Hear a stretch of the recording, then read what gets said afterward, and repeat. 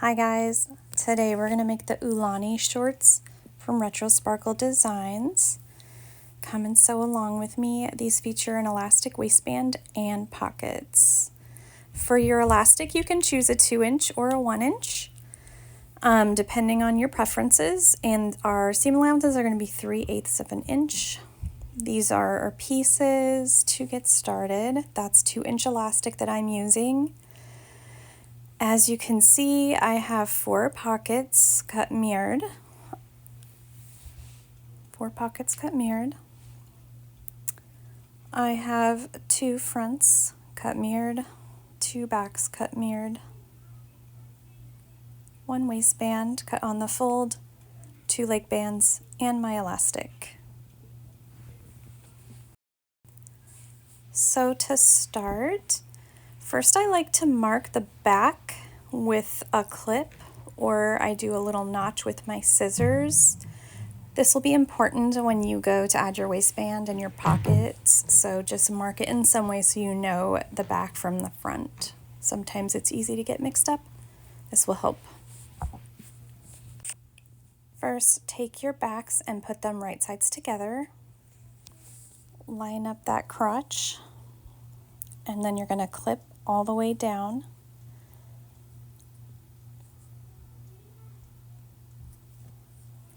And then I'm also going to be doing the exact same thing with my front piece. I'm going to lay my front pieces right sides together, line up the crotch again, and clip all the way. Once you have everything lined up nicely, you're going to go ahead and sew down each crotch for the front and also for the back. Here we are at my machine. I am just using a regular serge stitch. If you do not have a serger, you could also use a regular machine and do a zigzag stitch to make it stretchy. Remember, our seam allowance is 3/8 of an inch. I basically try not to take off much at all. There we go. So now we have sewn the front and the backs together.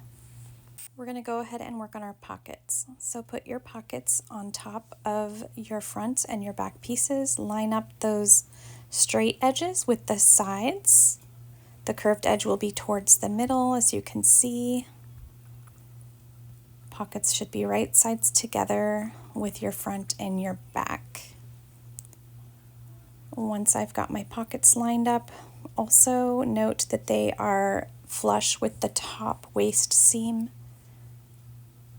Go ahead and take it to your serger and serge your pockets on up that side. Make sure they're lined up with the top edge waist part of your shorts. Here I am just serging on my pockets. Now that I've done that, I'm going to open up my front and my back so the pockets are laying flat, like so. And then take your front piece and put it on top of your back piece, lining up your pockets and your side seams for the shorts, just like this. So I'm going to go ahead and line up where my pockets meet, and then around the pockets and down the side of the shorts. Just like that. Make sure everything is neat, and then go ahead and serge around the pocket and down the side. Here I am serging my pocket. When I get down to where the pocket meets the side, I pull it straight and then keep going.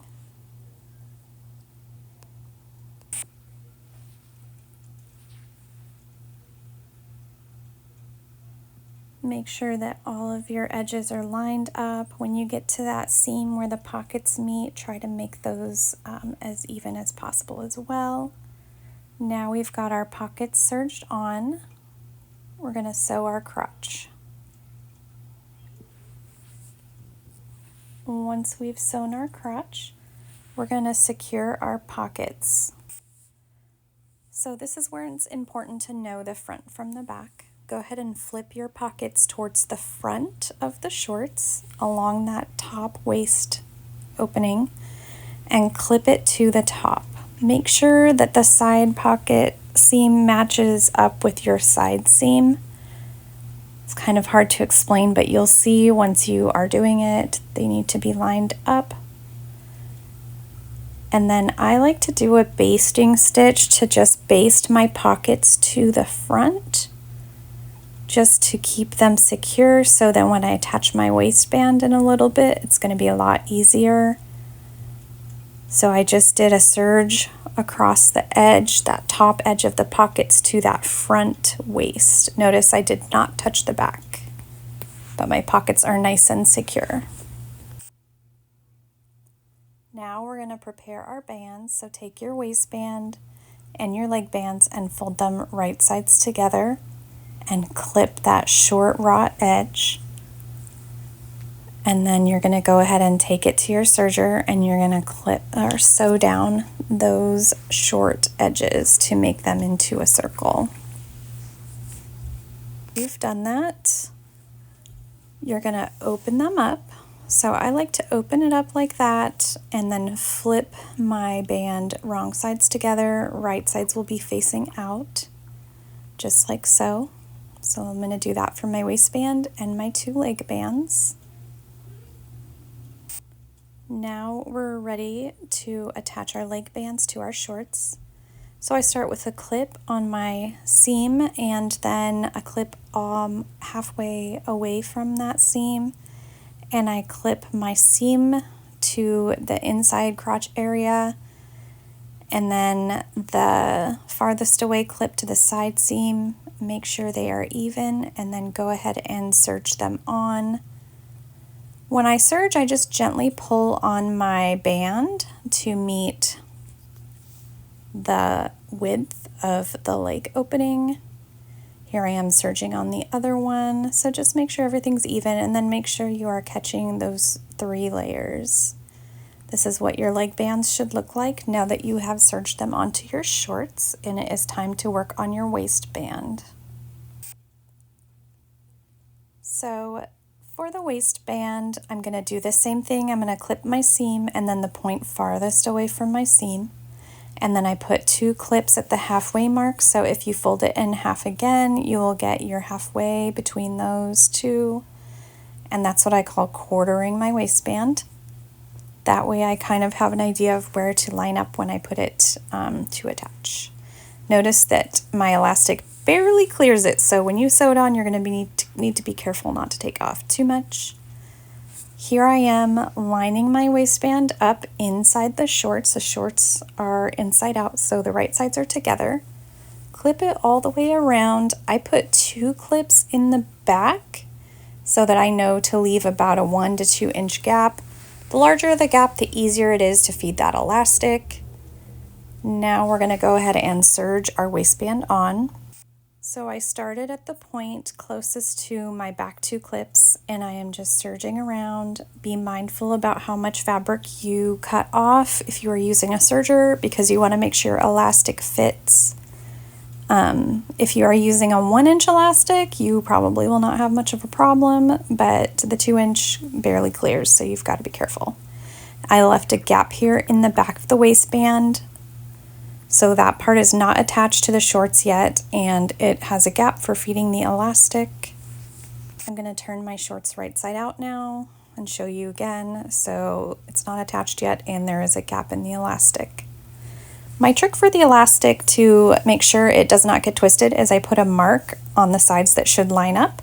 So I know when I feed it around, if those 2 marks meet up, then we are good.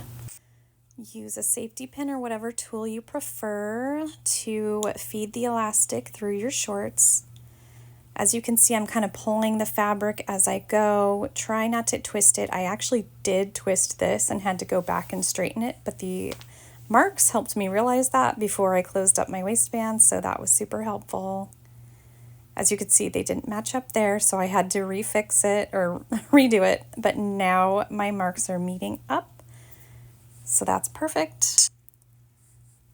Take that safety pin out, obviously, and then overlap your elastic, and you're going to want to do a straight stitch or a zigzag stitch a few times over on your regular machine. I do forward and backwards. I go over 3 or 4 times to make sure that they are secure.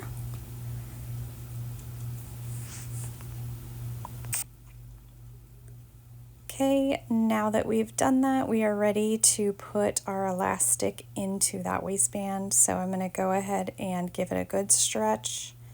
Start kind of rearranging my fabric so that everything fits nicely. As you can see, I'm doing a really good exercise on my elastic. I'm pulling it, exercising it, and feeding fabric just to try and make sure it's nice and even.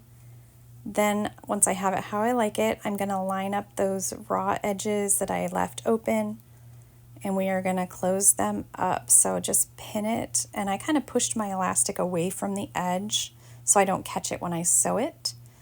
And we're going to go ahead and serge the elastic waistband closed plus attach it. That's what it will look like now that we have closed it, and it's time to do a straight stitch.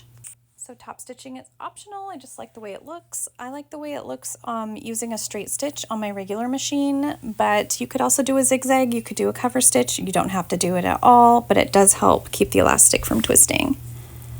So I took that bottom piece off of my regular machine so that I can feed it around in a circle a lot easier. And then I used a point on my machine 3/8 of an inch from the top of the band as the distance that I want to sew.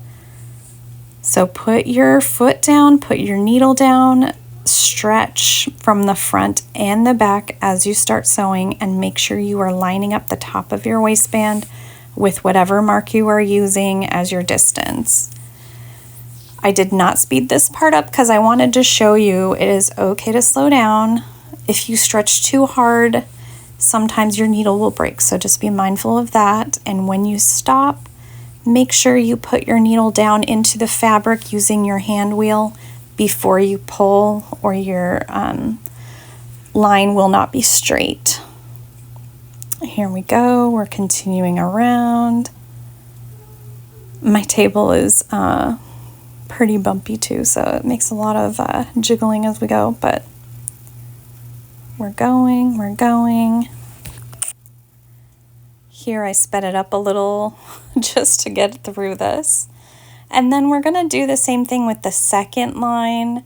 I didn't really have a mark on my side that I thought was a great distance. I picked like that black thing right there, but line it up wherever you want for that second line. Just make sure you're consistent so your line is straight.